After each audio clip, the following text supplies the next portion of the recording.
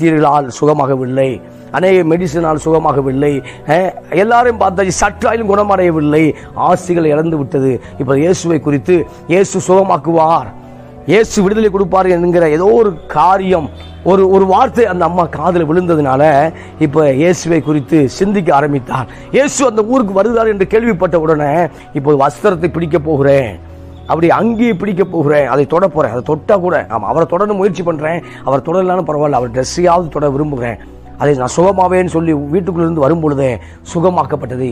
ஆமாம், அந்த உணர்வோடு சுகமாக்கப்பட்டேங்கிற உணர்வோடு தான் நம்ம வீட்டை விட்டு கிளம்புறாங்க. இப்போ பார்க்கும்போது தெய்வீக சுகம் ஆரம்பிச்சிச்சு. ஆமாம், இயேசுவை சந்திக்க போகிறேன் என்று சொல்லும் பொழுது சுகமாக்கப்படுதல் தொடங்கி ஆயிற்று. இயேசுவை சந்திக்க போறேன் என்று சொல்லும் பொழுது குணமாக்கப்படுதல் அந்த அம்மாக்குள்ள வேலை செய்ய ஆரம்பித்து விட்டது. இந்த கால வேளையில எப்பேற்பட்ட வியாதியும் இயேசு சுகமாக்குவார் என்ற அந்த சிறு துளி நம்பிக்கை உங்க வாழ்க்கைக்குள்ள வேலை செய்ய ஆரம்பிக்கிறது என்று நான் உங்களுக்கு சொல்லுகிறேன்.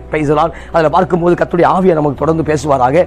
ஜனக்கூட்டத்துக்குள்ளே அவருக்கு பின்னாக வந்து அவருடைய வஸ்திரத்தை தொட்டால், பிரைஸ் தி லார்ட், வஸ்திரத்தை தொட்டால் ஜனக்கூட்டத்துக்குள்ள இயேசுவை நேருக்கு சந்திக்க முடியவில்லை, பழக்க வழக்கம் இல்லை, அவரை ஏற்கனவே முன்னாடி பார்த்ததில்லை.